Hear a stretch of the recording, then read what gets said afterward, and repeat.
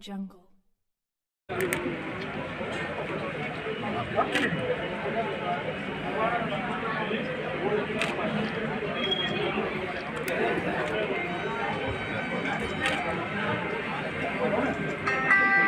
सागर भाई हल्का सा पीछे, मैडम को प्लीज आगे छोड़ दो। मैडम हाथ लगाइए प्लीज।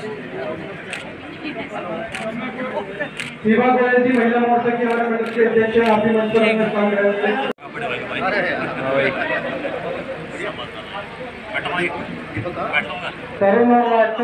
करेंगे।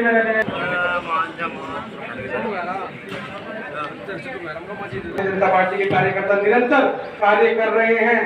ऐसे राष्ट्रीय नेतृत्व ने आशीर्वाद के रूप में उत्तराखंड से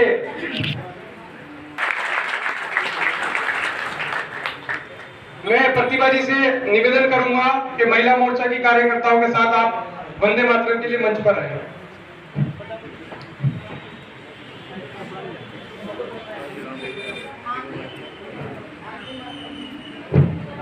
तो कर्तव्य ध्वनि बढ़ती रहनी चाहिए। इतने डायनामिक लीडर हमारे बीच में हैं। आप सोशल मीडिया के माध्यम से, न्यूज चैनल के माध्यम से लगातार देखते हैं कि किस प्रकार विपक्षी दलों की बखिया उधेड़ने का काम हमारी बहन नेहा। सम्मानित मन से निवेदन करता हूं कि नेहा दीदी को तलवार भेंट करके शक्ति के रूप में, क्योंकि हमारी बड़ी बहन का स्वरूप कोई झांसी की जिंदाबाद जिंदाबाद जिंदाबाद जिंदाबाद जिंदाबाद आपका इंतजार आपको नहीं करवाएंगे, मुझे जब स्वागत करवा के ये सब चीजें आगे बढ़ाऊंगा। ध्रुव गुप्ता जी, सोनी जी, कमल 1 मिनट। और एक बार तालियां आप लोग बजाते रहिए लगातार।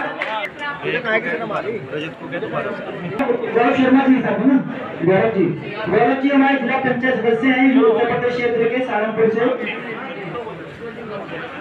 संयुक्त रूप से दिलवा दो को गुलदस्ता छुट्टी करो ना। ममता राणा जी, रीना करवाल जी, महिला मोर्चा।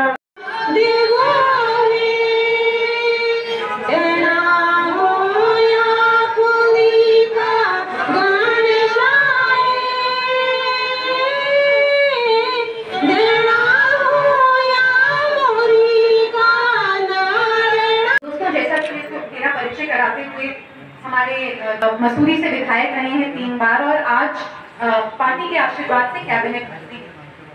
लेकिन मुझे और मेरे पिता को भी मुझे पता है खुशी इस बात की है कि आज नेहा जोशी को एक भारतीय जनता पार्टी की कार्यकर्ता के रूप में जाना जाता है। और मुझे विश्वास है कि आज भी इस प्रांगण में जितने लोग बैठे हैं, कई लोग जब यहाँ पर आए होंगे और जब परिचय न होगा तब तक भी नहीं पता होगा कि मैं किसी मंत्री की बेटी हूँ। यही मुझे लगता है कि कार्यकर्ता में यही मेरी सफलता है। और मैं अपने साथी सभी कार्यकर्ताओं को ये कहती हूँ कि सामान्य कार्यकर्ता बनकर जो संघर्ष करेगा, जो संयम से काम लेगा, उसको ये पार्टी बिना मांगे बहुत देती है। मेरे पिता ने 25 साल संघर्ष किया, तब पहली बार उन्हें पार्टी का टिकट मिला। 14 साल वो विधायक रहे, तब वो पहली बार मंत्री बने। लेकिन उन्होंने कभी भी अपने चेहरे पर शिकन नहीं आने दी। पार्टी ने जो आदेश दिया उसको पूरा किया, जो कार्यक्रम दिए उस कार्यक्रम में प्रतिभाग किया, जितनी संख्या मिली उतनी संख्या को लेके गए। और आज उस परिश्रम का ये फल मिला है कि भारतीय जनता पार्टी के सबसे सक्रिय विधायक को माने जाते हैं प्रदेश में और एक बहुत ही जुझारू मंत्री के रूप में आज वो काम कर रहे हैं। तो राजनीतिक मैं इस मंच के माध्यम से मेरे प्रदेश के नेतृत्व का भी धन्यवाद करना चाहती हूँ। हमारे प्रदेश अध्यक्ष आदरणीय मदन कौशिक जी, जिनके जिले में आज मैं हूँ, हमारी संगठन मंत्री। हमारी पार्टी का हमेशा से फ्रंटल मोर्चा रहा है और 2022 की जो तैयारी है, आपको पता है भारतीय जनता पार्टी हमेशा चुनाव के लिए तैयार रहती है, तो हम तो हमेशा तैयार हैं। लेकिन युवा मोर्चा के कार्यकर्ता को एक राष्ट्रीय स्तर पर इतना बड़ा पद देकर पार्टी ने क्लियर बता दिया है कि उत्तराखंड का कोई भी व्यक्ति अगर मेहनत करता है, अगर उसमें टैलेंट है तो कोई लिमिट नहीं है। पहले हमें कहा जाता था छोटा प्रदेश है, बहुत आगे नहीं जा सकते, लेकिन आज केंद्रीय मंत्री भी हैं उत्तराखंड से, महिला मोर्चा की राष्ट्रीय महामंत्री उत्तराखंड से, हमारे राष्ट्रीय मीडिया से प्रभारी उत्तराखंड से और आज मुझे भी पार्टी ने ये पद देकर बता दिया है कि उत्तराखंड में जो ऊर्जा है उस पर पार्टी को पूरा विश्वास है और इसी बल पर हम 2022 की लड़ाई लड़ेंगे। मैडम, आप 2022 के चुनाव को लेकर भाजपा पदाधिकारियों से बात कर रहे हैं। यहाँ पर जो जिलाध्यक्ष हैं युवा मोर्चा के, वो कार्यक्रम नजर नहीं आ रहे हैं, उस चीज़ को लेकर आप क्या कहेंगे? देखिए, भारतीय जनता पार्टी एक परिवार है और बहुत सारे कार्यक्रम हम लोग अलग अलग तरीके से ऑर्गेनाइज करते हैं। आज भारतीय जनता युवा मोर्चा के प्रदेश मंत्री सागर जी यहाँ पर हैं, हमारे आदरणीय विधायक जी यहाँ थे, उनके नेतृत्व में ये कार्यक्रम हुआ है। महिला मोर्चा के हमारे साथ देखिए, कार्यक्रम का जो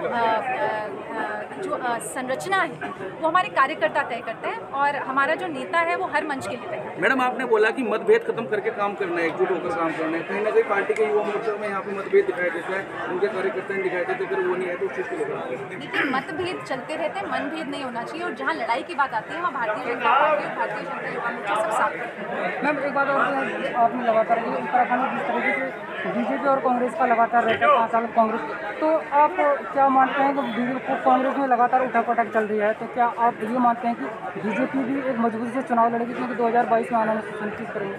देखिए, मैं पूर्ण विश्वास के साथ कह सकती हूँ कि 2022 में एक बार फिर भारतीय जनता पार्टी की सरकार बनेगी। मजबूत विपक्ष की तो हमें भी अपेक्षा थी, हम चाहते थे कि अच्छे मुद्दे विपक्ष उठाए, अच्छी चर्चा हो सदन के अंदर, लेकिन आप देखेंगे कांग्रेस के अंदर तो इतनी उठापटक चल रही है कि वो एक अध्यक्ष तक नहीं बना पा रहे हैं सर्वसम्मति से।